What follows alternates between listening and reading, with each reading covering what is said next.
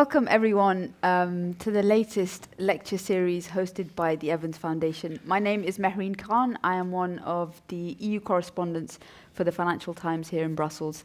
First of all, it looks like we got a pretty packed house. Thank you all for being here. I know times are a little bit tough. This might end up being the last hurrah for the year, but God willing, hopefully we'll see you again in the Beaux-Arts soon. As I said, we are being hosted by the Evans Foundation, also by the Beaux-Arts, who is our venue for tonight. The title of today's talk from Anne Pettifor is called "We Need an Alternative to Globalisation, a Search for a New Internationalism for the Many, Not the Few." It will be my privilege to, in a few minutes, Anne will take the floor. And for those who are not familiar with Anne's work, Anne is a political economist, a public intellectual, and an author who has spent many years, or for as long as I've been an economics journalist, has been at the forefront of developing new ideas about how economic policy should interact with our democracies, should interact with financial markets. And I think it's safe to say that she's among one of the most thought-provoking and polemical thinkers at the forefront of debates around economic theory, at least in the English-speaking world. Anne most recently wrote a book called The Case for the New Green Deal, which was published in 2009. The Green New Deal, sorry, this is the Brussels vernacular. I keep getting caught in European Commission speak about the Green Deal. The Green New Deal, published in 2019. Her previous works also include a book called The Production of Money. And before that, I think we can say she produced a very prescient work in 2006 called The Coming of the First World Debt Crisis, which foresaw some of the more toxic debt deflationary dynamics, which then played out only a few years later in the seismic financial crisis, which, you know, at least I grew up in as an economics journalist, and which most of you probably who are interested in economic policy see as a formative moment in most of our lives. In tonight's intervention, in her keynote speech, Anne will be providing her views on some of the perennial themes of her work, which include the financialization of the economy, and a particular focus on the roles and the responsibilities of the market versus regulators, and a theme which is now being, I think, scrutinized much more in the context of the Green Deal, having a just ecological transition.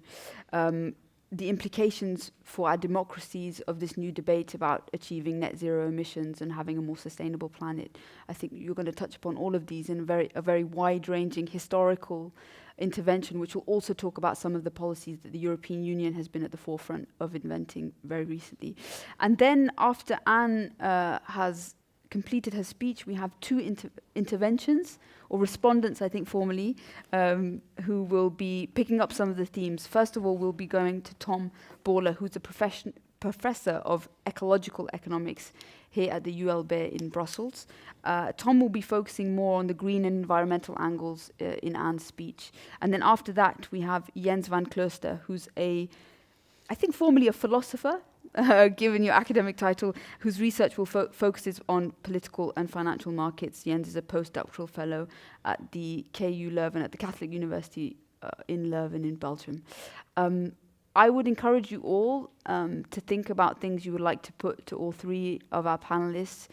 Get your intellectual juices flowing, because I'm definitely going to hand over to the audience at some point. I think the aim is to have a free-flowing, wide debate.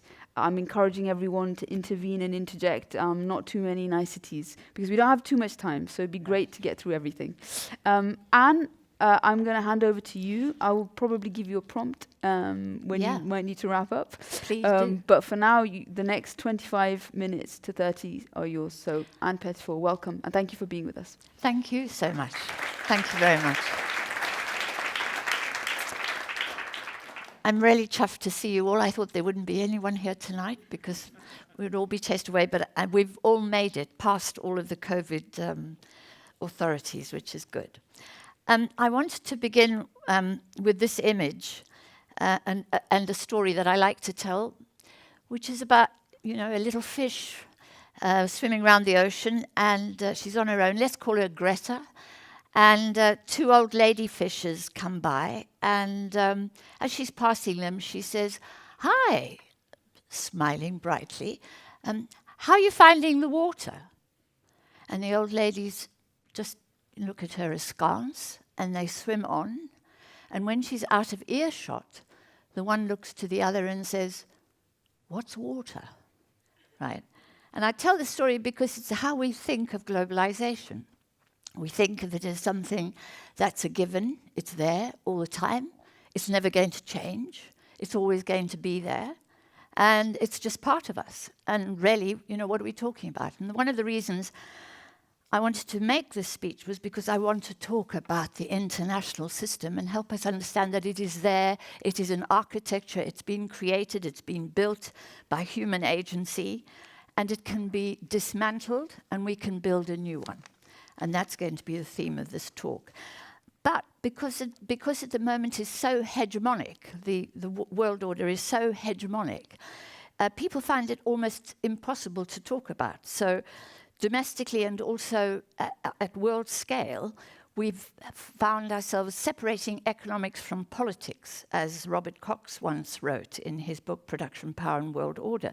The political foundations of this hegemonic system, this economic order, are so taken for granted to be practically ignored. We ignore the fact that this was politically constituted. It didn't just happen. It wasn't a question of magic. It wasn't the invisible hand. It was constructed by politicians, people, and particularly through a political process. But we have to understand that it is there, and it's not invisible. It's not like water. It's not all-encompassing. It's actually very it's directional. It's forcing us into certain habits, certain activities which are harmful both to ourselves but also to the ecosystem. So it's disguised as a system that serves the world's consumers, but nevertheless it's been specifically designed, and I want to be clear about this, to serve the interests of the billionaire economy, the world's tiny minority of incredibly wealthy individuals and globally dominant monopolies that, for example, emerge from Silicon Valley. It's been designed by them for them. We have globalization for the 1%. And what's been extraordinary through this pandemic, as the billionaires have got richer, they've just got richer and richer. According to the experts, there were more yachts, super yachts, mega yachts sold in 2020 than ever before. And we expect to have records sales this year in 2021. So they have designed and now uphold a globalized financial system that is mostly beyond the reach of regulatory democracy of nation states. It is a system that has stripped governments of what economists call policy autonomy. But here's the thing. While it has done that, and while it's enriched the wealthy spend only a small percentage of their income on the global economy, not enough to keep the global economy churning. Lower income people, on the other hand, spend almost everything they have. But what they've had, the incomes they've had, have been shrinking. Even while the global economy has carried on producing. And so we have this situation, this bizarre situation, where we have dampened down purchasing power and excess production. Too much production. And this is leading to debt inflation. We know about this for people on stagnant incomes, on incomes and on a wage share that's fallen as a share of the total economy over the last 40 years. People are borrowing money instead to keep themselves afloat, to keep a roof over their heads, to ensure that they have sufficient purchasing power, and they take on debt for that purpose. So this economy poses grave threats, is what I want to argue, to the world economy. This world order poses grave threats to the world economy, and the most serious is economic failure. So we have ongoing economic failure, and you wouldn't think that reading the Financial Times or listening to the radio or watching the television. You'd think things were booming.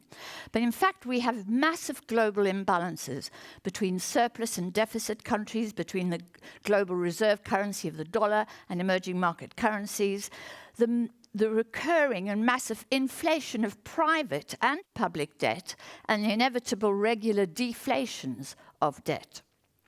the stagnation of wages worldwide, which I've already referred to. Real wage growth has been the lowest for 200 years, with the wealthy enjoying soaring asset prices and the rent from soaring asset prices. High levels of unemployment, as well as insecure, low-paid employment. And the asset price inflation has manifested itself now as a crisis of housing all over the world. This is failure.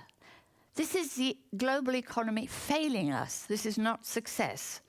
And finally, we have obscene levels of inequality. This too is economic failure.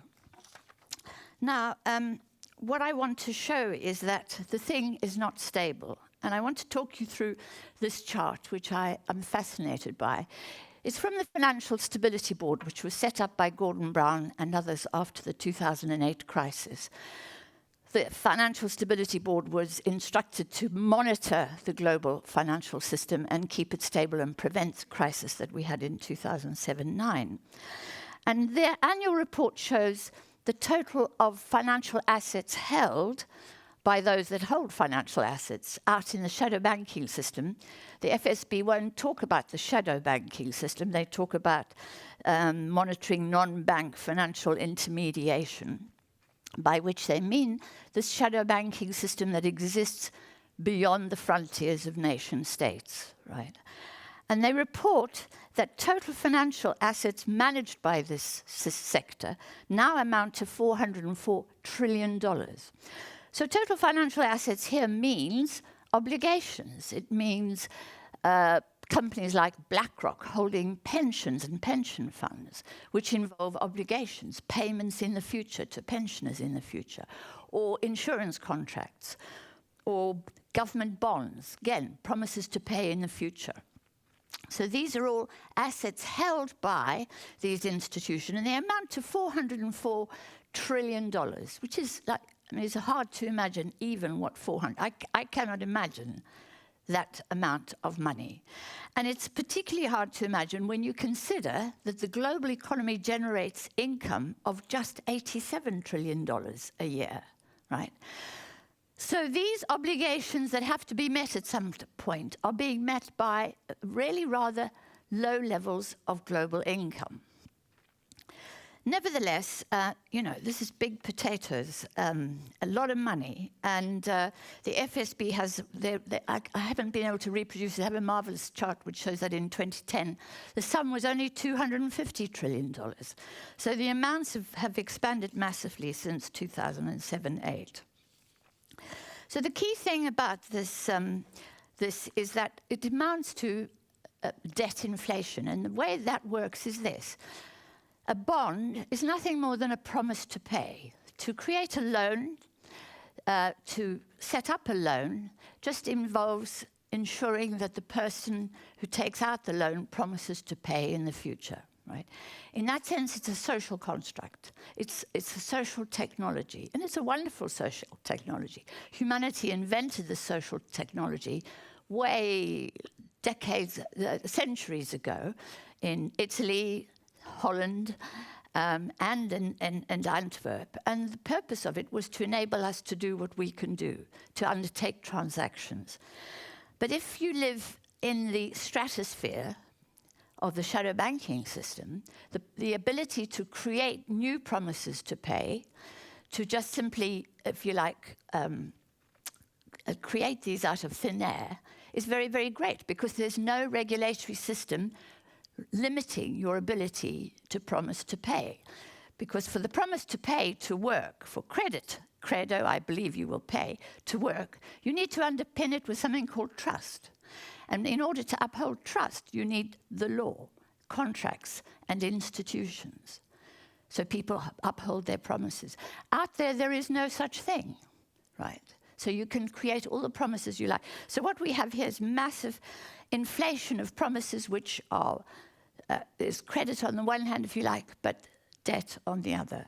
And that amounts now, according to the Institute for International Finance, which is the think tank for all banks, amounts now to $300 trillion. So again, I want you to put that against the $7 trillion of annual income from the global economy. And what is happening now, as we speak, the billionaires are getting richer, and they've got an awful lot richer during the pandemic. And everyone's wondering, how can this happen? How can this be? Last year, the economy was closed down. The global economy was closed down. It was nationalized. This is called shutdown or lockdown, right? How come they made all this money in this time? Well, in March 2020, when the virus really struck home, the financial sector panicked and suddenly began to ask the question, which they invariably ask in a crisis. Well, these assets that I hold, are they really worth this much? Is this how much this asset, this bond, this property, this commodity that I hold, is it really worth as much as I paid for it and leveraged additional borrowing against it? I used it as collateral to borrow additionally. And what's happened to this collateral? Is it still the same? And then panicked because they began to feel that it wasn't, that actually their assets might have depreciated in value, may have collapsed in value. But then they'd still have these obligations, the debt that they'd leveraged against the collateral out there. At which point, the Fed moved in and bailed them out. And we were just discussing in the green room that actually we don't talk about the March 2020 crisis as if it was 2007-9. But it was as grave and almost as cataclysmic as 2007-9. But this time, the Federal Reserve, the Bank of England, the ECB, and the Bank of Japan rushed in and bailed out the shadow banking system. I couldn't believe their luck. Just as after 2007-8, the bankers couldn't believe that they didn't go to jail. So what's happened then? So what's happened since then is that we have massive asset price inflation, as we all know. Anybody who is trying to buy a house or trying to rent property in a city like Brussels or London or wherever, you see this massive inflation in property prices. What's happening? I'll argue that what is happening is that these holders of what are virtual assets have panicked and began panic in March 2020, especially when energy and oil stopped flowing as well, because that was a real sign the economy was closing down. When they panicked, they suddenly realized these virtual assets should be translated into real assets for security. So the money is now rushing from the shadow banking system towards every real asset it can find, they can identify. And of course, real assets are finite. There are just that many properties in Brussels. England, Britain, has only that much land. The ecosystem has only finite supplies of commodities and so on. And so this wall of money aimed at this finite reserve of assets is what's giving us massive asset price inflation, which is very destabilizing. So my argument is that this system that we prefer not to take notice of is highly unbalanced and highly unstable and likely to inflict some grievous pain on us in due course. But there isn't just economic failure as a consequence of globalization, financial globalization, the globalization of the 1%. There is social upheaval and the rise of far-right authoritarianism. And I want to argue that this is a public reaction to globalization. And it's not an irrational one either. This is the public saying, I can't afford to buy a house. I can't afford to pay the rent that's required of me to live in London or wherever it is in any of the big cities. I can't afford a roof over my head. I can't afford to send my children to university. I feel insecure. My wages are falling. And that's making me feel very insecure. And I'm angry because I can see a lot of people are doing really, really well. What I need, and the thing that I notice most of all, is that the government is telling me it's got nothing to do with them. When I argue that house prices are too high, the government shrugs their shoulders and says, well, that's the market, honey. When I say university fees have gone through the roof and I can't afford it, the government says, tough, that's the market. and so on and so forth. And so what do? I can no longer look to my government, especially if it's democratic government. I'm looking for a strong man or woman to protect me from these market forces that my government is telling me it has no control over. And hence the rise of fascism. And this is what Karl Polanyi predicted back in the 1930s. Didn't predict, he actually explained that this was a consequence of the marketization of all aspects of social and economic life. And he quite rightly said that fascism is merely the most recent and most virulent outburst of the anti-democratic virus inherent in industrial capitalism, he called it then, I would say in financial capitalism. Fascism is no more than the most recent form of the recurrent attack of capitalism on popular forms of government. Now, that capitalism, financial capitalism, is hostile to democracy is evidenced by the fact that it prefers to operate beyond the boundaries of regulatory democracy, out there in what we call the shadow banking system.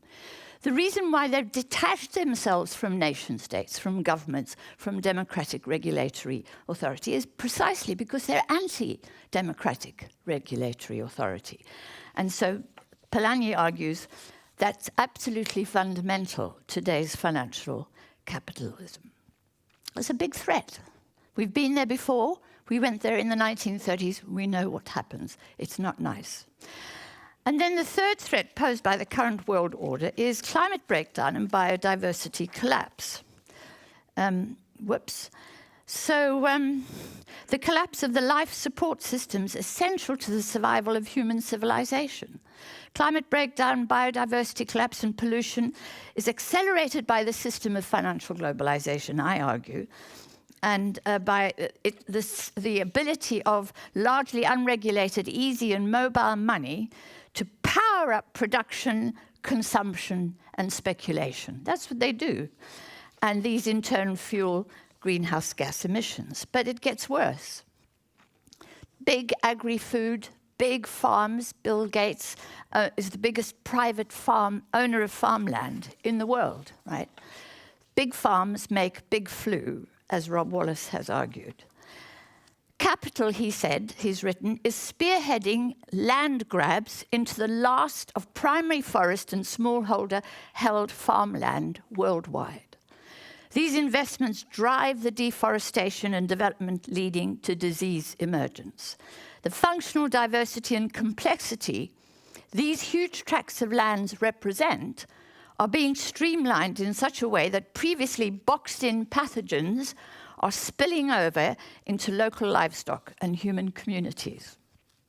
In short, he argues, and I think he's right, capital centres, places such as London, New York, and Hong Kong should be considered our primary disease hotspots.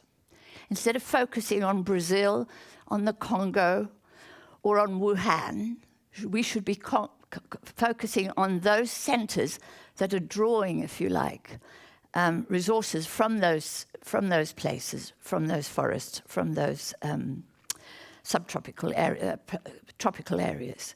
And this is particularly the case with pandemics, and this is where we find ourselves today. And I want to say that what the story normally goes is we're all in this game, and it's true. Every time we drink coffee, go to the coffee shop or have chocolates, we are raiding a rainforest somewhere. But I'm going to argue tonight that actually our consumption is of nothing as compared to the consumption of the 1% who are driving all of this exploitation of the very last of the ecological assets available to humanity. So this is all bad news. This is a grim story, and I'm sorry to have to give you such a grim story and gloomy. But I want to move now to what I think is possible, is that it's possible to transform this world. And I want to argue, we know. We've done it before. We did it last year. Last year, our governments nationalized the global economy. Last year, you know, the story about there is no magic money tree, that story doesn't hold anymore, right? The story about the state should not intervene, that story doesn't hold anymore, right? because last year, if it weren't for the state, God knows what would have happened to us all. Above all, what would have happened to the shadow banking sector? So I want to argue that we're capable of making fantastic transformational trade, and very rapidly. We're capable of a very rapid transition, as we showed last year. But there have been earlier transitions. I mention in passing the 15th of August, 1971, when overnight President Nixon dismantled the financial architecture of the day. It was called the Bretton Woods system. Overnight, on his own. 3 days in Camp David with Paul Volcker and others. He goes on the telly and he says, we're no longer going to uphold our obligations to repay our debts in gold, right? We're going to just give it all up. We're giving up the Bretton Woods system. Overnight, without any plan in its place. But the one that I want to deal with tonight is the transformation that took place in 1933 under President Roosevelt. Now, he faced 3 threats as well. Economic failure, 1929, big crash, higher levels of unemployment, business failures, agricultural collapse, and so on and so forth. He also faced the rise of the far right and authoritarianism. If you think the concept or the slogan, America First, was invented by Donald Trump, you're very wrong. It was actually a slogan used by Randolph William Hearst, that was the media mogul of the time, and who A, worshipped Hitler, and B, attacked Roosevelt both before the presidential election and post the presidential election. So the rise of fascism in America in 1933 was very, very real and financed by big money. So he faced that, and then, of course, he faced an ecological crisis, the Dust Bowl. Great swathes of the plains, swathes of the Great Plains of the United States had been eroded by overuse, by over-exploitation, and that had caused massive migration from those areas to, for example, California. Anybody who's read The Grapes of Wrath will know that story. And I want to argue that the action that President Roosevelt took on the night of his inauguration, on Saturday night, he sat down with his team and he said, we're dismantling the gold standard. And the gold standard was the globalization, the financial globalization of its day. It was effectively government by Wall Street, government over the key elements of the economy. You know, the capital flows in and out of the United States, rates of interest on all loans, and of course the value of the exchange rate. This was all determined by Wall Street. And he said, we're going to change that. We're going to move the government from Wall Street to my office, Morgenthau's office at the Treasury.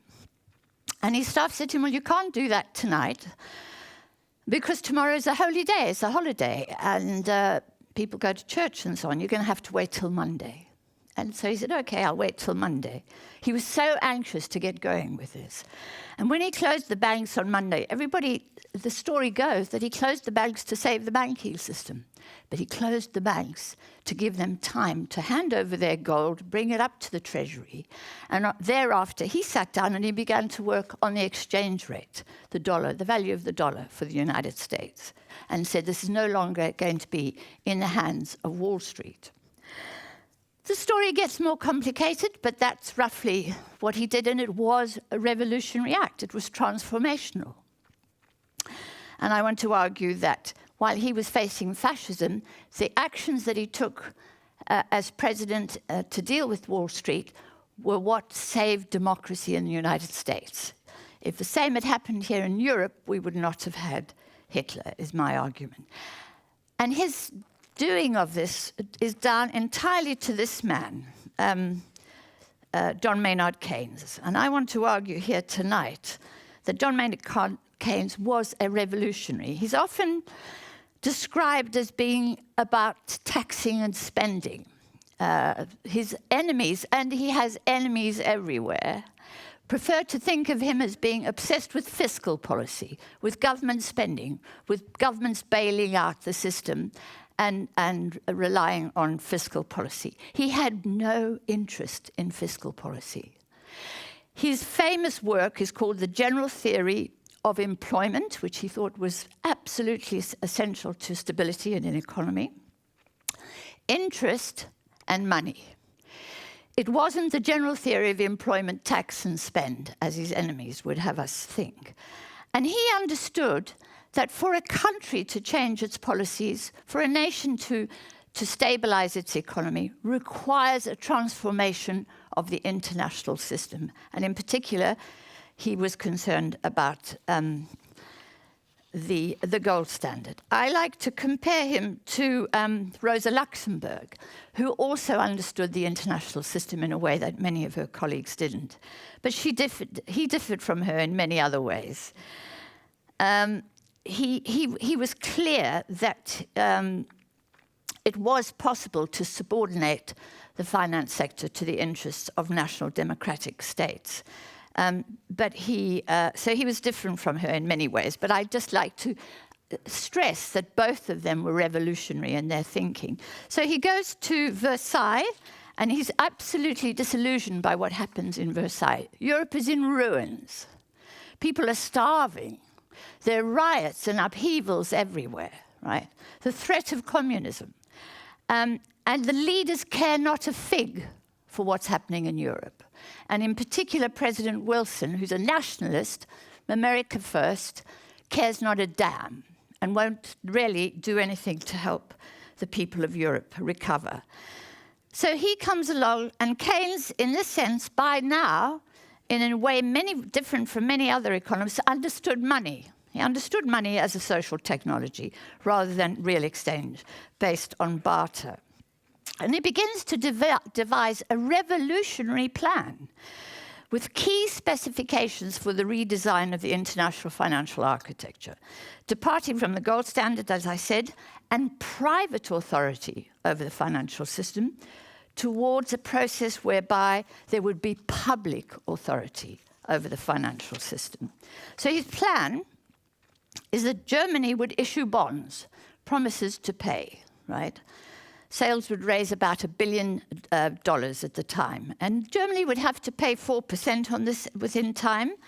But the thing about the bonds that would be different from anything else was that they would have priority over all other German obligations. Now, I think Keynes was a genius, but he was also naive, because J.P. Morgan was sitting next to President Wilson, advised by a man called Thomas Lamont.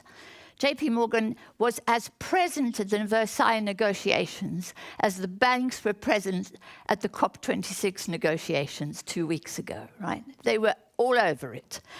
And because they'd made huge loans to various countries, including Germany, during the First World War. So Keynes was naive, because when he said, look, these bonds that Germany issues will be guaranteed by the United States, Britain, and France. That's all they'd have to do. They just have to guarantee them. They wouldn't have to come up with any cash. They'd just have to guarantee them. And then these bonds would have value. He sees that these bonds then have value, which enables Germany to raise finance for recovery. And it's only £1 billion then, but that was $1 billion, but that was a lot of money, right? Germany would begin to recover and then generate her own economic activity and her own levels of income. And they would be guaranteed jointly by the big states. What he was hoping for was to develop a new international system where the bonds themselves would become a new acceptable form of payment into Allied payment. It'd become a new form of money, really. And the French could use the bonds to pay debts to the British, and the British could use them to pay debts to the Americans, and so on. So he was beginning to plan a new international framework. But he was foolish enough to send this plan to President Wilson, who didn't really read it carefully, and who got Thomas Lamont of J.P. Morgan to respond and say, nonsense, we're not going to have anything to do with this. I tell you this story because the consequences of not adopting Keynes's plan were, as you and I know, catastrophic for Europe. Catastrophic, not just for Europe, but for the rest of the world, right? And by 1933, Roosevelt, who'd been governor of New York City in 1929 when New York City went down, understood the importance of his plan. And so he begins the dismantling of the gold standard in 1933, which is transformational. So then I want to fast forward, and I'm whizzing you through a lot of history here, to Europe, October 2020, and the launch of Corona bonds. After extensive debate and argument, a joint plan to fund economic recovery across the Union from the coronavirus pandemic. Given the neoliberal nature of the Eurozone, it was an implausible initiative driven by countries worst hit by the coronavirus pandemic, Italy and Spain. But it has this in common with Keynes's plan, which is that it was a bond issue backed by all the big European countries, the rich European countries, in support of the countries of the South. And I mean, I don't want to go into this at great length because you know about this better than I do, but we know because, as Charles Michel said, this was a historic moment. The decision to borrow together for the sake of investment and reform is to renew, he said, our European marriage vows for the next 30 years. European unity is won through, and more than ever, I think that the message we are sending to our citizens is one of confidence, of solidity, of strength. Now, some might say that's not enough. Many say there's much more to be done, and I agree with that. I agree that this is just a start, but it's a really important start. It's an important start because, once again, these bonds have to take priority over obligations to the private sector, to Wall Street, to the City of London, and so on. So I want to end on this note. The young people are demanding system change. Young people are saying that we cannot tackle this crisis, this climate crisis, without tackling the system. We've got to start talking about how we tackle that system, how we bring about the transformation that will stabilize the ecosystem as well as the economy. And for that to happen, we need system change, not climate change, in order to end this disorder, which is now so much a feature of globalization, financial crises, massive inequality, and climate breakdown. I'll stop at that point. Thank you very much. Thank you, Anne. That was a tour de force through modern European economic history, and there's definitely some political themes that I think we will pick up. But before we do that, and before I try and abuse my privilege to ask you some questions, I'm going to hand it over to Tom. So, as mentioned, Tom is a professor of ecological economics, which I think is quite a novel title. I don't know how many of those there've been around over the last few decades. And Tom, you want to pick up on some of the elements about what the green transition will mean for our economy. So the floor is yours. Thanks. Should I stay here? Yes, you can stay where you are. Yes, I prefer. Thanks for that. I wondered why you were speaking so much of James Bond, but whatever. I'm not a finance person, so I cannot comment on what you proposed with respect to finance issues. But I try to maybe pick up some things which are linked to, notably to the Green New Deal, which your talk also sort of underlined. I really much liked your entry into the speech, that small fish girl speaking to the two ladies, and about the naturalness of the water. I think that's what you said, the naturalness of the water. Yeah. And then you said, the finance is all over the place, so there's some sort of a naturalness of the finance too.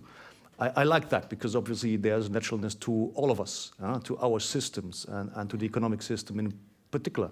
Yeah. It's just a sub-system of the bigger social system, which is itself just a sub-system of the bigger ecological systems. So I think it's a very nice allegory to a certain extent. And I like the way you try to make us think that it's to take it serious, basically, about that naturalness. I think that's the specificity about ecological economics people with respect to environmental economists. We really think there is something different in terms of understanding the imbrication of the systems. The economy is a subsystem of all the rest, and so if you want to deal with economics, and in particular finance being a subsystem of economics, you need to take nature much more seriously than what we're doing today. Now, I have just a very small comment, which is really much. I run my computers on Apple. I'm not particularly keen of Microsoft, but Bill Gates is not the most important private person in terms of land ownership. Do you know who it is? No. It's an English lady, 95, 96-year-old. No, I'm saying Queen. private ownership. She's private. Yeah, I suppose that Sort is of. true. She's a privateer, isn't she? Yeah, she is indeed. So, she has 40,000 or 400,000 acres more than Bill Gates. Right. On your island, so it's even, yeah. No, a little bit more serious. So the Green New Deal, yeah, I think what your talk shows is that, is there a deal? Yeah, there's deals. In the economics and particularly in the finance world, it seems there seems to be a lot of deals. I was working myself some time ago on indicators and on GDP and how that thing was invented, and Keynes had quite some say about that also at that time. Mm-hmm. And even GDP, even the measurement of what economy is a deal. It's a political deal. It's a political object. Mm-hmm. It's not flowing naturally from economics as being a science, even if some of us think it is a science, which probably it is not, because it's a social science. It's nothing else. So there's deals, yeah, that's for sure. There's no problem with that. And I think it's normal to see the economics as being something which is under deals and under vested interests. It's just about sharing or taking the biggest part. So that's not new. That's the way it is thought. No, that's why it is the way it is.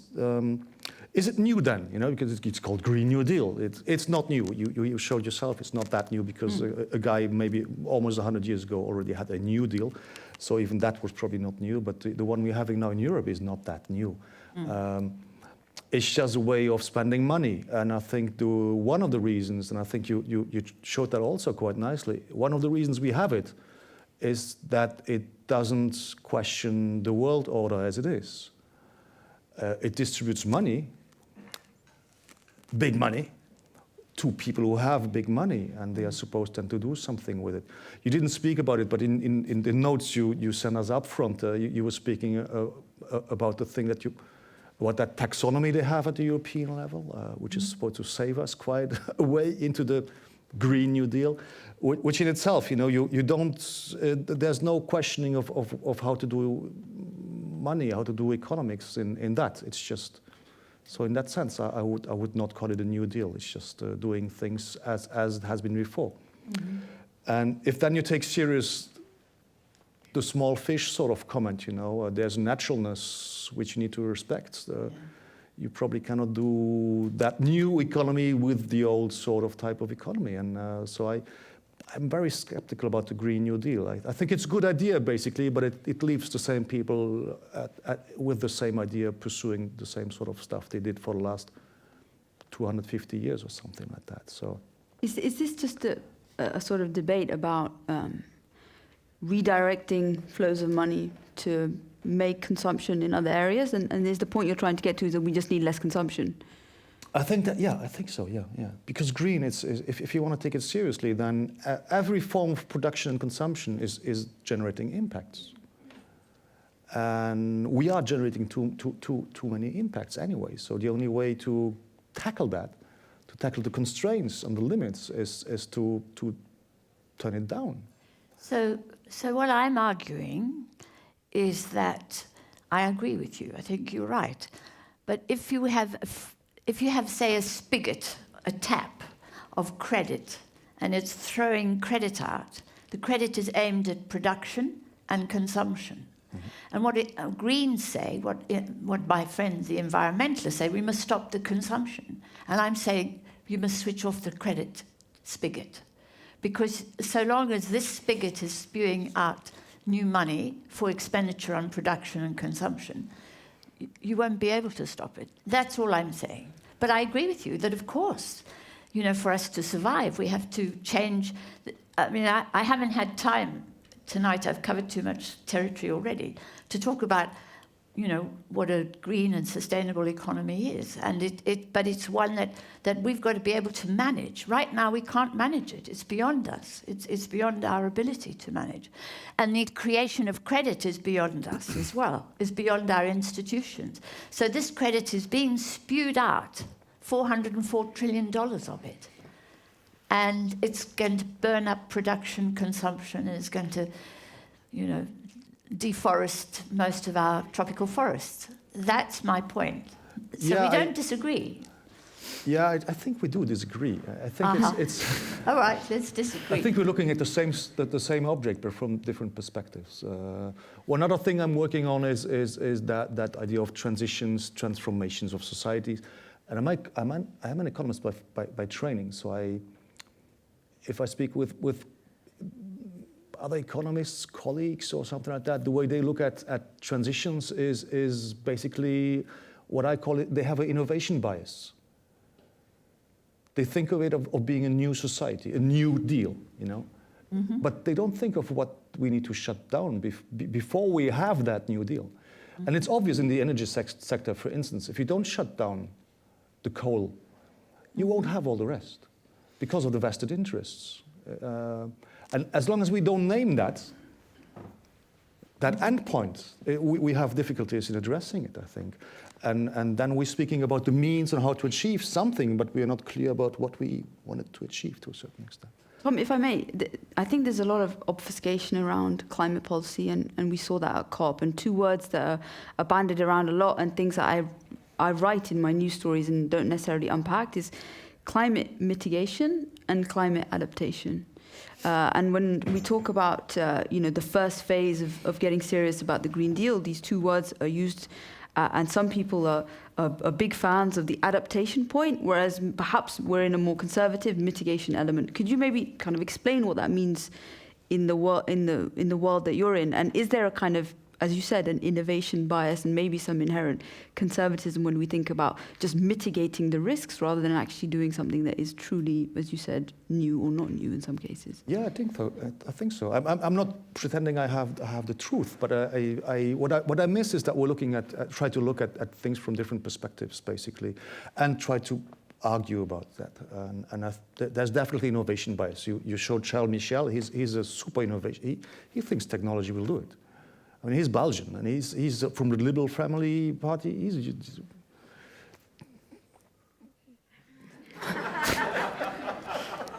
They strive for. I mean, what they strive at the national level, and it's certainly not him personally. What his group strives on the national Belgian level is solve it with technology, and mm-hmm. Even if that would be possible, it wouldn't go fast enough, so it's no good. And then what you showed your last image, that we need system change. I think we need to be clear about what the system then is. Well, I am talking about the financial system. Yes, and yes, I'm yes. saying the financial system is creating the ecological crisis. And you're saying you disagree? You don't think the financial system is causal? You think what's causal is technology? I think it's part of the story. It's not causal, but the thing is, if you aim towards a smaller economic system, you obviously probably need smaller money. But you can't. In a globalized world, it's not possible. Yeah, this is what I agree with that. And that's my point. Yes. That if we want to, and if you read my book, which I haven't talked about tonight, I'm about having more self-sufficient economies. We've got to probably stop eating chocolate and drinking coffee and consuming what it is we make at home, really. I'm in favor of much more restrained consumption within the limits within our own ecosystem, instead of exploiting third world countries and so on. So I'm in favor of all of that, but we can't do that in the world of globalized finance. We don't have the powers, we don't. That's my point. Okay, maybe Jens, I'll bring you in to talk a bit more on the market side, and then we can perhaps get a bit more into the debate. So Jens, please give us your kind of initial comments on Anne's intervention. Yeah, thanks a lot. And I thought this was really huge, big picture story. And I think it sort of relates immediately to this question that's on the table of, okay, where are we now? where are we going? Are we going in the direction of like a dramatic change that will solve some of these issues? Or are we just in a show of greenwashing, and actually in 3-5 years from now we'll think actually nothing happened? And then of course you look at history to get an idea of where might things be going. What do you want to look at? And in that regard, I think at this moment it's just genuinely unclear, right? The moment you mentioned the closing of the gold window by Nixon, the election of Roosevelt, nobody thought on day one this is going to be hugely transformational. So I just wanted to pick up a bit on what we should be looking at to even answer this question, right? So what would tell us, yes, your transformation is happening? Well, first, ideas probably will not tell us very much, right? So the world that came out of Keynes' ideas, the actual Bretton Woods systems, was completely different from anything he envisaged. And in the same way, maybe you could think of Hayek as the sort of the big philosopher of the shadow money, denationalized currency that happened. Yeah. Both these men hated what came out of their ideas, and I worry that once your ideas will be realized, you will feel sort of the same. So that's as a warning.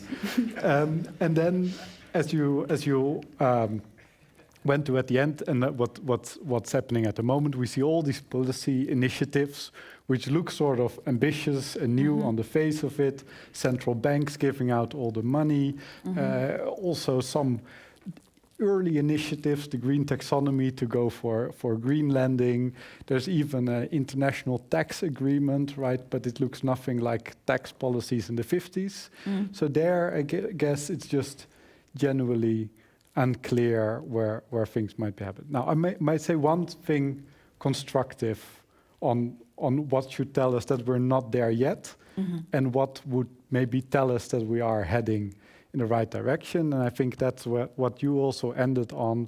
At the moment, you see these things happening, but in a very opaque, technocrat-led, EU-level, global regulation level, and it's still quite far removed from democratic politics, right? So the way in which the welfare state related directly to people's everyday concerns, the way in which even the turn towards neoliberalism in the 70s and 80s related in a very direct way to people's concerns about employment and inflation. I think that's very striking at the current juncture, that connection doesn't seem to be there in the same way. And, you've already warned about the issues of fascism, but I think that is sort of what's at the moment still sort of missing, and I think where any real big transformations of the financial system would need to happen. Now, of course, your work is again pivotal in making that connection of people's lives to the financial system, but also, I mean, I guess we all know this is just obscure stuff, right? I mean, you work every day to bring this to readers, but it's not so clear where the democratic energy for these transformations would come from. Yeah, no, that's really. I mean, I don't want to exhaust us all with thinking about these things, but I think you're absolutely right. And what is not in the speech are the answers, what we need to do, the next steps. But I think the point of the speech was to say, please let us understand we're living in this water. It's there, we don't talk about that. We're focused on our economy here, on the politics here, on everyday politics, on what's happening, and so we even focused on the ecosystem. We notice that birds are becoming extinct and so on. And this thing that is operating out there, we're not focused on it. So for me, that has to predate the real changes that we need. And I don't say I've got all the answers, but if you're not even aware of this thing, then how can you do anything? So for me, the main task of this presentation tonight was to raise awareness of this. Now, how to deal with it, I have lots of ideas, and I wrote some of them down, but I've managed not to say them all. I think we have to subordinate the financial system to the interests of the domestic economy, but also to the ecosystem. Now, that's a big, big idea. How do you do that, really? And there are ways of doing it, and capital controls is one of those ways. The thing that I think we should be doing more than anything else is by acknowledging that the financial system, that $400 trillion, those billionaires, rely on us for their wealth, right? So when you think about central banks bailing out in March 2020, Wall Street essentially, and the City of London and Frankfurt, central banks are public institutions. They're built by taxpayers, essentially. The governors of those central banks who pretend to be independent are all civil servants. They are politically appointed, right? They're civil servants. They're on the payroll that our taxes pay for, right? So these institutions and these public institutions are what big finance needs to survive and to, every time it's bailed out. And what do? We sit there saying, well, let that happen, It's a good thing they've bailed out. In bailing out the financial system, they're also bailing out the every ordinary man. I mean, the story... That's what we're told. The story in Europe up until 2015 and the seminal moment, I mean, nobody remembers March 2020, but everyone remembers Mario Draghi's whatever it takes. Yeah. The debate in Europe and the frustration in Europe up until that point was the relative inactivity of the European Central Bank, because parts of the Eurozone, the worst parts of the Eurozone, were stuck in a deflationary cycle. I mean, they were told by the Commission and others that the way that they had to improve their situations was to adjust. And that means, adjusting costs domestically in your labour market, etc. And that was a form of punishment. But the ECB coming in and saying, well, actually, guys, we've got this. They bailed out not just the financial system, but also the Eurozone to some extent, which means people could go to their ATMs the next day and know that things would be okay eventually. And I guess we're so inextricably linked, the economy, with the health of the financial system, that when stocks go down, people maybe will feel poorer themselves too. So, I mean, I don't want to be the defender of central banks, but they are stuck. I think this is a really important point. You make a very important point. First of all, they have helped to construct this deregulated system. They've presided over this. They've said it's a good idea for markets to make these decisions, right? And they were sitting on their butts saying, no, let the market sort this out. Now, when the market sorts things out, it can be very destructive, right? And when it came close to destruction, the people said, for God's sake, do something. And so they bail out. But it's a reaction to the system that they've partly created. So they've presided over 40 years of debt deflationary policies and said, this is fine. This is the way the market works. And not intervened to regulate, not intervened. So I personally don't object to the private banking system being bailed out, because you're right, we're all dependent on it.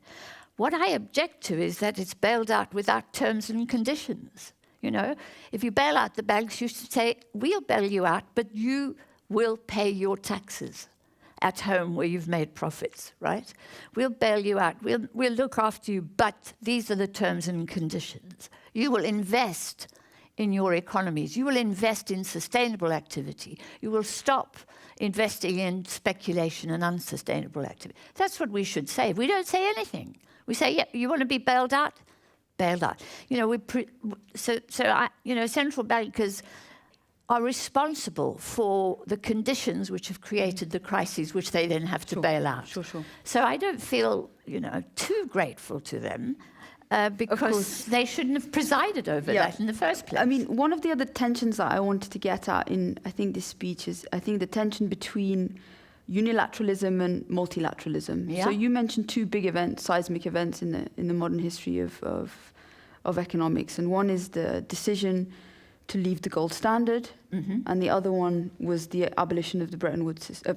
The delinking of the dollar with gold. And these were made, as you said, by the great men of history who sat in a room and thought, we're going to do this and the rest will have to follow. And that was a system in which there was a clear hegemon that behaved like a hegemon and whose behavior was such that the rest had to take notice. Yeah.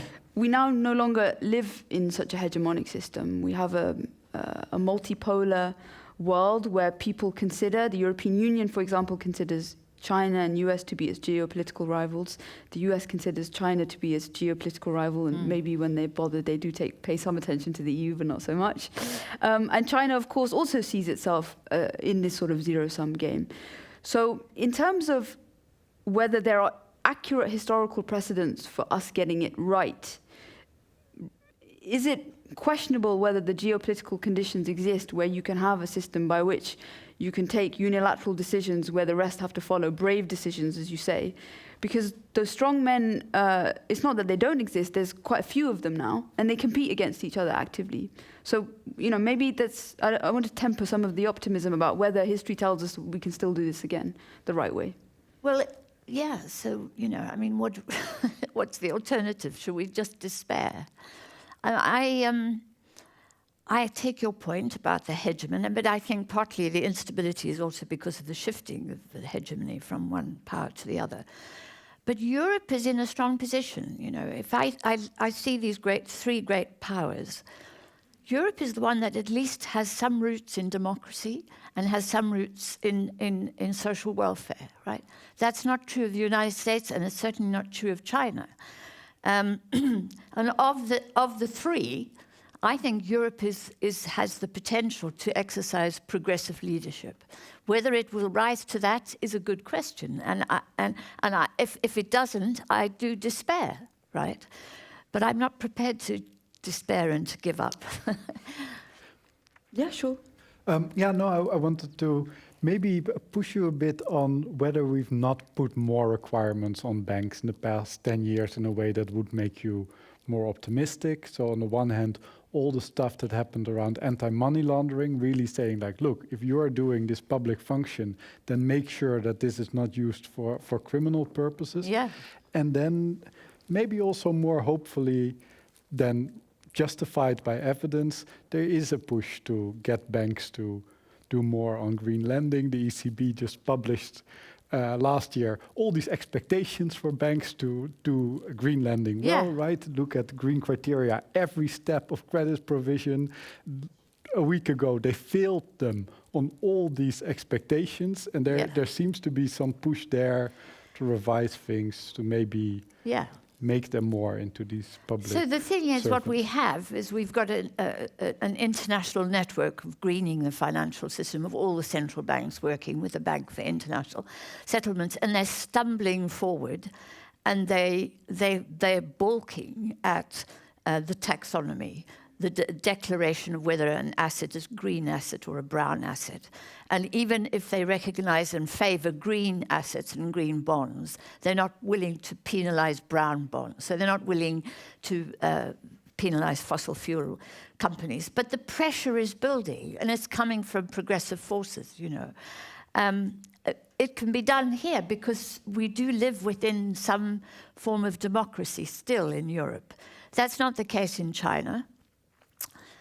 The United States, I feel very worried about it. I think we're going to have Mr. Donald Trump back next year, and then God knows where we will be. So if Europe isn't going to offer leadership, and I agree, there is progress already been made. That's why I'm mentioning Europe. That's why I'm mentioning the solidarity bonds, because I think there are the seeds here of something which could exercise leadership internationally.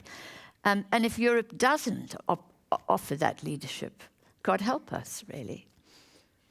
Tom, you mentioned the taxonomy. It's a story that I've been following for the last couple of years. I don't know how much of a splash it's made in your world, but so Anne sort of laid out the sort of the general theme of this thing. It's terribly worded classics, sort of Brussels title, a taxonomy. What it really is a sort of labeling system to help investors and markets decide whether an economic activity is green by a certain scientific standard, or in some cases light green or brown.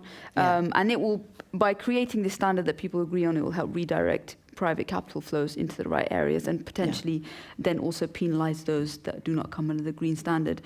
It looks like maybe in the next couple of weeks that the European Commission will say that things like nuclear power and even gas will be considered green.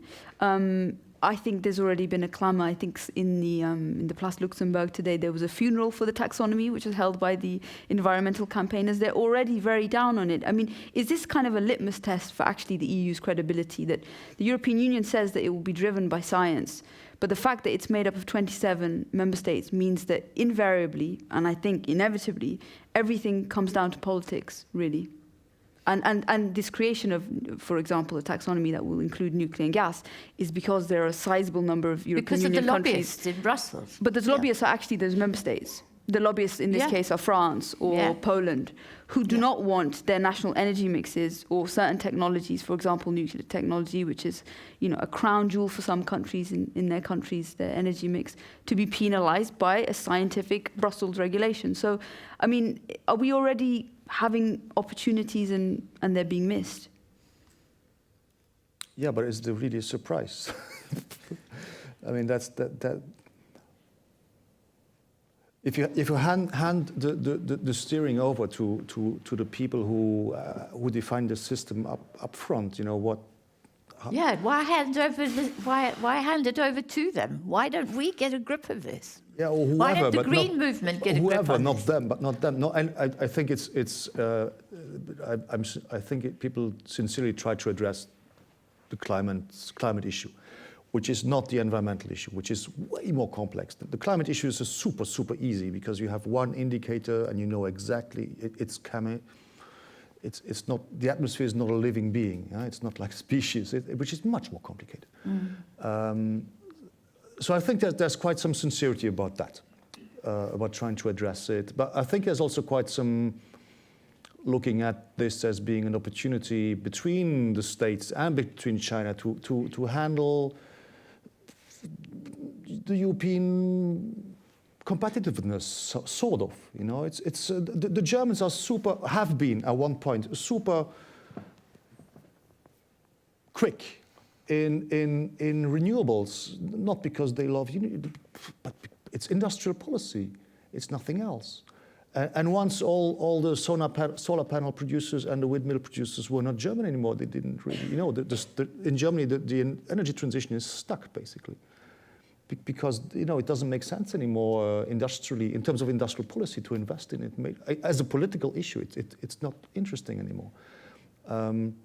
So I think there's sincerity. But the problem is, if you look at if you're looking at the people who are trying to decide on what, you know, scientifically, what is in and what is out, these people didn't know how to spell climate 10 years or 5 years ago. So that's a little bit of a problem, I would say. You know, it's not as easy as that. And if you try to generate a new system with the old tools, you know, who's coming up with taxonomy? I have no idea who came up, but I can guess it's somebody from a consulting firm, because that's how things work in the managerialization of the environment. You invent some criteria, you know, and you try to say what is in, what is out. But it's sort of politically... The central banks have got huge powers. They have the power to provide liquidity to a corporate in exchange for a bond. If that power is used to reject that bond and to say, sorry, fossil fuel companies will not have access to central bank resources, that's a huge power. Yes, but they don't do that. And the Green movement and also progressive movements have been arguing that the central bank should use that power to redirect the economy, in a sense. And they were saying, no, let's leave it to the market, right? So I want us to be more, as citizens, to understand these are huge powers, and these are institutions using powers in our name and thanks to our taxes. If without us paying our own taxes, they wouldn't have that power to give liquidity to a fossil fuel company in Poland or wherever it is. Now, of course, there's a lot of politics involved here, because we're all affected when we switch off the heating, right? When the lights go out, we're all affected, and we don't want the lights to go out, and we don't want the heating to go off. So we are part of the problem in that sense. Yeah, and I do think we agree, but the thing is, if we stay, You know, if you leave the power with the economists at the central banks or wherever they're sitting, you don't generate another economic system. You just generate the same thing. Yeah. You should give it to philosophers. Well, exactly, but that's my point. We've left them to their own devices. No, it was not a joke. I mean, if you don't have a clear idea, and another idea than we have right now of what justice is, there was a slide about climate justice, you know, then you have to have an idea of justice, to paraphrase some. And that is then, you know, that is, you have to turn to philosophers. So, I'm sorry, Jens, go ahead. No, it's you. Yeah, well, look, I think justice is certainly part of the story, but also I think in many ways we just don't know the way forward yet, and really reflection on the idea of justice. I say that in all modesty as a philosopher, right? That's not going to get us where we need to go, and I think, well, that is sort of trial and error at the moment. And it's of course unsurprising that the people making those moves are the people who are already in the companies with the expertise there, in government there. But on that note, and I want to ask you, so you focus quite a bit on, look, the central banks, the companies, what about lifestyle choices, right? So you do think if we're really going to have this huge transition, cutting emissions in 9 years' time, then surely people's lives are going to change dramatically, and that must in some way be part of the puzzle. Yeah, I think that must be the case. But the point is, what the fossil fuel companies have succeeded in doing is describing us as all the problem, actually. Whereas I think the 1% are the problem, really. That if we cut the consumption, and Professor Kevin Anderson, who I worked with closely, who's professor at Tyndall University in Manchester, argues that the top 10% consume as much emissions as the bottom 50% across Europe.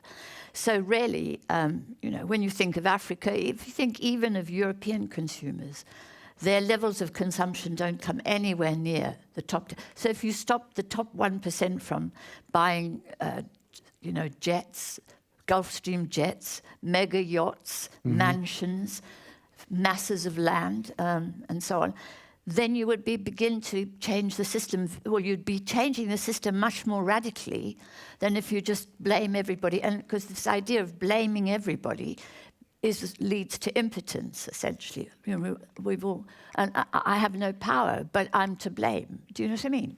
Whereas the rich who do have the power, if they would just change their habits, we would get a great transformation. And what I'm going to hand it over to the floor in a minute, but one other political issue I wanted to get hold of was sort of your views on populism and how inequality and a broken financial system has fed populism. This is perhaps, you know, the biggest, I think, intellectual question of our day. What drives modern day populism? And there's a general kind of framing which says it's economics, and some people say it's cultural. That there is a division. And there is, so far, not a huge amount of empirical evidence that suggests most of this rush towards nativist parties, as we call them in Europe, or proto-authoritarians, or fascists, you may say, or right-wing parties at the very most, that there is some element of a primal scream of a demographic that is at the bottom of society and doesn't feel like it's getting better. But these people, these strong men, also have votes from the people who have it pretty easy, the very, very rich, who are also attracted by Brexit or Geert Wilders or the Vlaams Belang in Belgium or Donald Trump. So what explains that? And surely cultural factors, migration, open borders, a sense of identity crises in rich Western countries with lots of rich, well-off people, doesn't that have some part in this story that actually it's much more multifaceted than just thinking about their material conditions? So I don't think it's cultural. I think it's economic. I think it's due to imbalances. I think migration is happening because of disintegration of economies far away, right? You know, migration is happening because we've smashed up the Middle East as far as we can, right? Migration is happening from parts of Africa which have, you know, been liberalized and deregulated, and where there's no employment, effectively, where incomes and wages are low, where people don't have housing. you know, people are desperate. And this is the system we've created, a system where the markets will decide whether or not you have a house, or whether you have an income, or whether you can be fed. So this system of marketization of every aspect of life has caused massive disruption, including movement of people. People don't easily move from their home base, from their home cultures, from where they have family and roots and so on. But they're forced to move by economic failure, right? And what do? We address the symptom, not the cause, right?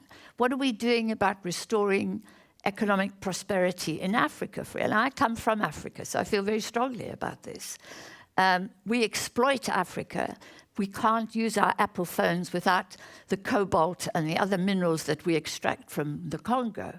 But we do nothing to compensate the people of the Congo for that massive wealth that we're extracting. And they are impoverished, their lives are unstable, they are insecure, and naturally and then they watch telly and they see how well off the West is, and they naturally move. So I think this is economic fundamentally, and the rise of authoritarianism, the rise of racism and fascism is about how to protect ourselves from this instability and this volatility in the global economy. And so and I'm not endorsing it, I think it's horrifying, really. I just don't want us to go back to the 1930s, but I think we're causing it through this system of financial globalization. Thank you. Anyway, I've said quite enough. I think we're going to take 3 questions in a batch, so we'll be able to get through them faster. It's very difficult to see, but we will go in the front row. There's someone in the middle. Sorry, you can go, and then we'll... Yeah, okay, sure. That's fine. Good evening, and thank you so much for your excellent presentation, and thank you for your responses. Thank you for your responses as well. My name is Ana Margarida Esteves. I'm a sociologist, originally from Portugal. And my question is about what we can call a kind of narrowing of the political imagination. Several social scientists have already written about that. One thing that I find absolutely horrifying about this pandemic is how it's reducing every single question to every single answer to every possible question to a kind of all or nothing kind of thing. You were talking about critiques to the notion of progress and critiques to technology as the solution to absolutely every problem. During the last 2 years, I've had some conversations with people whom I thought were quite level-headed, whom I thought were quite actually open-minded, but who ended up falling into a kind of mindset that actually feeds their own egos very well, which is, okay, I'm pro-science, I have a degree in some hard scientific field, so science is everything. And if you question that I post on Facebook the title of the title of an article in which the Secretary General of the United Nations criticizes Jeff Bezos for going to space, if you criticize that, you are a populist, you are anti-scientist, you are an obscurantist. But oh dear darling, if Hannah Arendt was alive today, she would probably write a totally different book than the origins of totalitarianism. And these were the words of a person with an unfinished degree in astronomy. I find this extremely worrying. Right now, I'm a social scientist. I'm a believer in science. However, I find it extremely dangerous that we see science as the solution to everything. This can lead to a big dystopia. This can lead to a total emptying of creativity, of imagination, and of the possibility of imagining alternative futures. Thank you. I hope I was clear. Sorry, that's maybe more of a comment than a question, but yeah. Gentleman at the front. Thank you very much. Great discussion, and thanks to my friends for actually bringing me in tonight. Actually, it's sort of a bit of a simple question, I suppose, or maybe not that simple. I remember I lived in London when sort of this austerity narrative of George Osborne and that government of David Cameron was in power, and effectively Angela Merkel presiding over that system of austerity throughout Europe. So we were made to believe that that was the only way out of that crisis, right? And I would argue that led to Brexit, that led to many of these movements that Maureen actually mentioned, these sort of atavistic nationalist tendencies. And then you sort of made it, you put it much more articulate than I ever would, that basically last year changed everything. And there was sort of money on the trees. There was everything there for the people. So I think that brings me to the, to the point that you have there, internationalism for the many, not the few. How would you reconcile these two bits, these two extremes? I think because the last part, last year, we saw, there could be a lot of things for the many, whereas in those austerity narrative, there was nothing. We should have sort of tightened our belts to survive. To me, these are like really big extremes that challenge this sort of narrative. Thank you. Thank you. And then we have the gentleman right, much up top in the middle. Sorry, not you, but maybe we'll come back to you. Maybe just behind.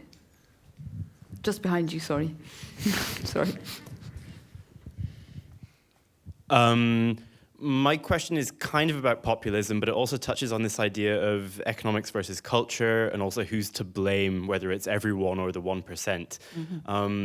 First of all, thanks for your presentation, Anne. It was fascinating. I suppose my kind of theory, or the thing that I've become more and more aware of growing up and kind of understanding the issues a bit more, is that actually economics creates the culture. To take the example from the UK, my grandparents grew up in a council house, which they then got the right to buy, thanks to Margaret Thatcher.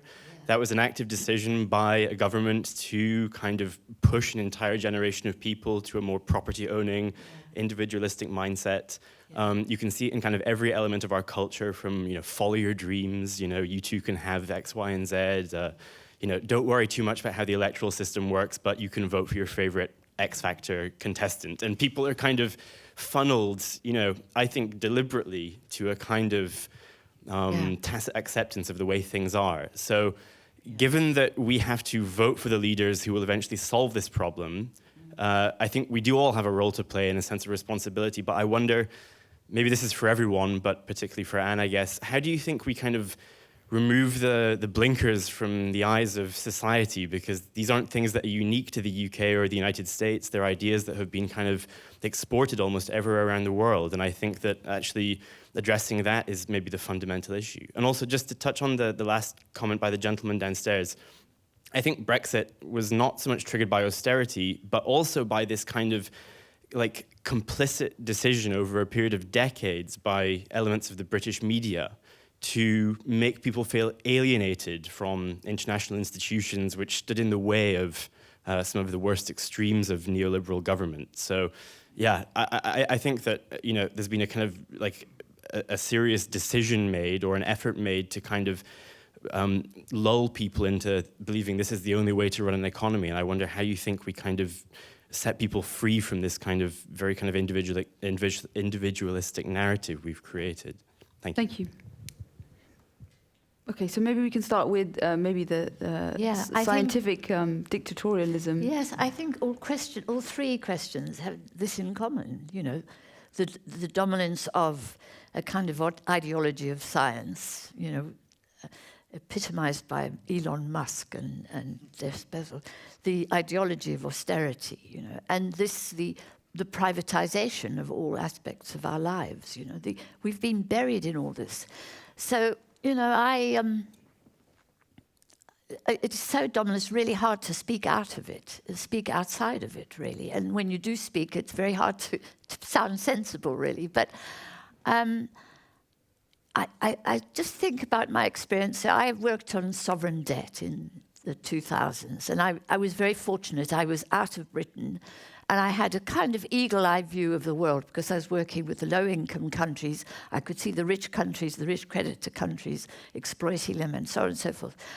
And so I wrote this book called The Coming First World Debt Crisis, and it fell like a lead balloon. Everybody thought, this is just another lefty, and she's just doom-mongering. And then the crisis happened. And I expected progressive forces, people on the left, whom I would expect to exercise leadership here, to say, wow, look what's happened, and we've got to rebuild this. But what I found was people just stood there with their mouths open. You know, the governor of the Bank of England wasn't expecting this crisis. Most orthodox economists wasn't predicting the crisis. The Financial Times didn't predict the crisis, but also the left. The left had thought, again, this comes back to the fishes, you know, in the sea. The left had taken the view that globalisation was a fait accompli. It was there. And so there was no alternative plan. There was no other ideas, basically. And so what you're all talking about is the dominance of one ideology, like austerity. I mean, I found the austerity debate just awful, really, to watch it. And then last year it was all overturned overnight. We had a magic money tree overnight. You know, the state could nationalize the whole sectors of the economy, and we all did very well, or we did relatively well. So I think what I'm trying to say is that those of us who regard ourselves as being progressive, as wanting human rights and wanting to save the ecosystem, caring about the environment, we've got to inform ourselves of the way in which the system operates and the way in which, until we change that system, we're going to carry on with this kind of ideology. They've got us in their grip. Elon Musk, I'm very biased against him because he's a white South African male, and I grew up amongst them, and they're not a pretty sight on the whole, really. You know, this guy is behaving like he's God, and we're treating him as if he is, you know, because he's used state funds, massively subsidized by the state, to invent something new. And we're idolizing that. I mean, this is a society, in my view, in a state of degradation, really, cultural degradation. But where are the progressive voices? Where is the left? Where are those who regard themselves as being forward-thinking and wanting to change the world in a positive, in a good way? What are they doing? You know, why are they allowing this to happen? So this is how I felt. I watched 2007-9. We wrote we had an alliance of environmentalists and economists, and we struggled to create this concept of the Green New Deal.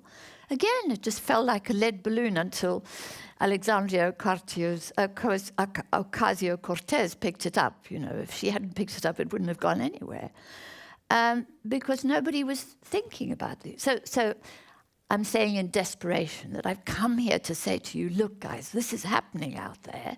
It's not rocket science. It's not beyond our comprehension.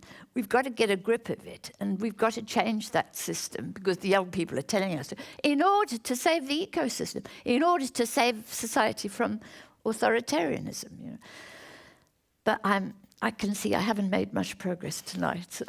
We're getting there. I will take another batch, so another 3. I think we'll go to this gentleman who I ignored before. Anyone else? Yeah. You hear me? Yeah. Thank you. My background is practical. I am an agronomist, an economist, and I have worked in the, let's say, less developed countries in agriculture mostly, tropical agriculture and agriculture. But I am going to get out of that, just to give you the background. I was involved in, by the reform of the medical system in Belgium, transforming.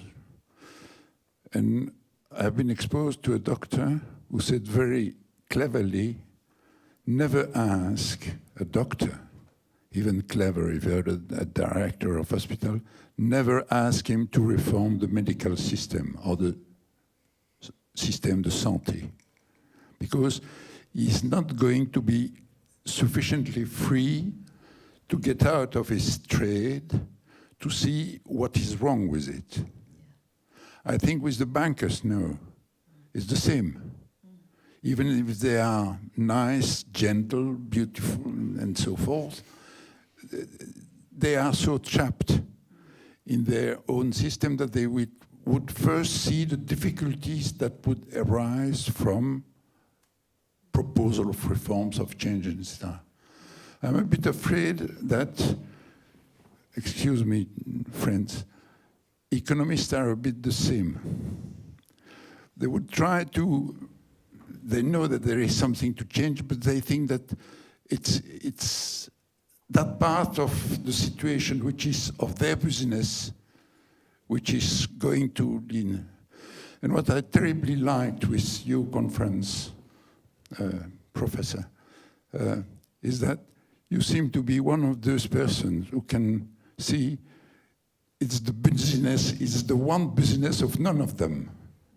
It's the business of a complex situation of persons who are going to get together and would see that no, capitalism is never going to develop correctly the low country situation. And I think that's the sort of thinking we ought to pursue. And as a conclusion, I was saying that with what you said about the history and the different mishappenings, which I studied as well, with Keynes, and so on and so forth, they have all failed. All those who have correctly thought, Keynes the first, he missed it. Wilson snapped it. Roosevelt tried, but it didn't change. And there are different mishaps, and in 2008 or 2009, we missed also the boat by the lack of proper reaction to the situation. So what I would like to see is, and that's the disappointment, I came also to hear how do you answer the question, so what? But I am going to buy your book, and I think that I will find it sort of, because tonight it's maybe too late to go into that. Thank you. I don't know if it's available outside, but I'm sure you can find it in all good bookstores. We have a lady up in the corner. If you just pass it up. Thank you. And there's one more? Yeah, sure. Take this off for a minute. First of all, thank you, Anne, for the interesting speech. I kind of wrote my question down. It was really interesting to listen to everything, but my question remains, what could be the real catalyst to move away from this capitalist system? So what is going to push us to think of other solutions? Because we've gone through the pandemic, and evidently that's not enough to push us to change. And I, too, am of African background, and you suggested that Europe leads the way to change, but in my opinion, it has caused some of the most damage in the past to these African nations and others. And how does Europe even have any credibility to bring about change in this world? So I wonder, how are we going to do that? And you see that today as well. I think we're moving towards protectionism with the vaccines. We're not equally distributing them. So how can Europe really do that today? Thank you. And we'll have to bring it straight back down again for the last question.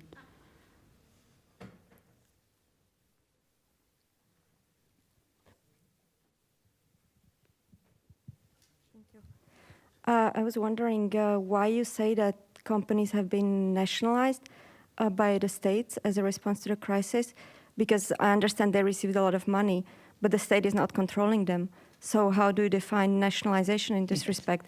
I think a lot of the money, basically, if everything goes back to normal, will go back to the shareholders and the debt holders, and the state will just mop the kind of losses. So, I mean, you seem to be so happy about what happened and with Charles Michel.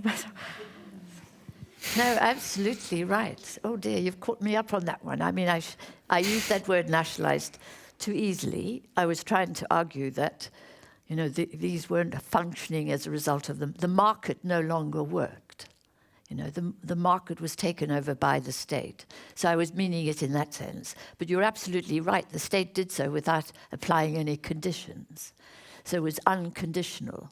So they got all this largesse, which is why they've got $400 trillion out there, but with no terms. So you're right to correct me on very loose use of that phrase. On the question of what's going to change? Well, I really, I mean, we could go into despair and say that nothing's going to change. We could say Europe is not the right power. There are 3 great powers in the world at the moment. Europe's not that one. Well, where then else? And I suppose what I live by is that, awareness. So I ran this campaign for the cancellation of the debts of the poorest countries. And it was, when we started, everybody said, oh, this is futile, really. You can't explain to people how the international financial system works, creditors, debtors. And of course, when we went around, everybody said, why should we cancel their debts? Those black people, they're all corrupt, aren't they? They're incompetent. And I don't, so we had this big fight on our hands. But we went round and we argued and we made the case. We explained how the system worked. We explained the difference between creditors and debtors and why the debtors had got into debt and the role the creditors played in all this. And we struggled. It was hard, but we had to write everything down one side of a page. But we just pushed out these facts, this analysis. And then the G8 summit came to Birmingham to meet, to discuss, and we thought we'd get a demonstration going. And to our astonishment, 100,000 people came and put enormous pressure on world leaders, and $100 billion of debt was written off for about 30 of the poorest countries ultimately. That's small potatoes relative to the global economy. But what it taught me was that when people understand something, and when we started in the 80s and 90s, Thatcherism was still at its height.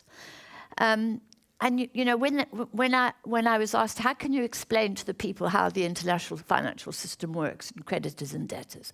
I said, well, it's not rocket science. It's not that difficult. But what is difficult is to communicate it in ways that are the correct, that don't distort the facts. But you explain it. And we did explain it to people. And that, for me, the greatest joy of that campaign was when I met a senior civil servant at the Treasury. And he said to me, Anne, what the hell is going on here? He said, I get letters on pink pieces of paper with a bunch of roses in the corner. And the woman's writing to me about how we determined the cut-off date for determining Uganda's debt relief. Why we'd agreed to this period to be the period under consideration for debt relief, and not that period. Who talked to her about the cut-off date for Uganda's debt? And I said, we did. It's not rocket science. It's not difficult, right? He was shocked that there was that much awareness, understanding of ordinary women sitting at their kitchen table writing letters to the Treasury, And I wasn't shocked, because when people understand, so what happened was, when the G8 summit came to Birmingham and 100,000 people turned up, we didn't really mobilize them because we didn't have a lot of money, we didn't have big resources, we weren't big institutions. But these people suddenly understood what was going on. And they were mad as hell when they understood. And once they understood, they campaigned really hard. So I'm telling you this little story because this is what keeps me going, that a greater understanding of the way the system works, and people understanding that, they will find ways of changing it. We will find ways of changing it. But not if we allow it to stay a secret, not if we allow them to stay invisible. That's all I'm saying. Anne, thank you very much. Thank you. I think we've now actually run out of time. So my last task is to say thank you, everyone, for venturing out. I know it's very cold, and I know there's no more Uber in Brussels, and we might not be able to do this again for a while. But it's been wonderful to have such an engaged audience. Thank you, Tom. Thank you, Jens. And thank you, most of all, Anne, for being with us. Travel safely back to London, and hopefully these types of events will still be going on in a few months and a few years' time. And like I said, I'm not sure if Anne's book is available outside, but I'm sure if you Google, you'll find it in any good bookshop. So thank you very much, everyone. Thank you.